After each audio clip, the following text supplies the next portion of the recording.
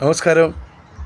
మీ కారింగుల యాదగిరి ముదిరాజ్ రాజయోగి Bhuvanagiri parliament అభ్యర్థి.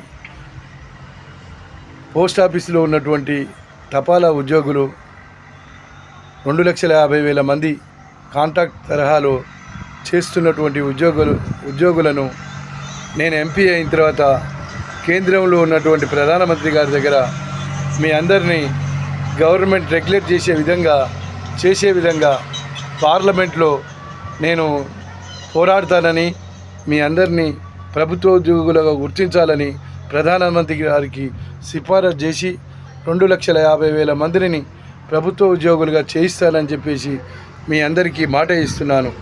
మీరందరూ కూడా నాకు ఓట్లేసి భువనగిరి పార్లమెంట్ అభ్యర్థిగా గెలిపించాలని కోరుకుంటున్నాను. మీ యాదగిరి రాజయోగి కారింగుల యాదగిరి ముదిరాజ్ భువనగిరి పార్లమెంటు అభ్యర్థి.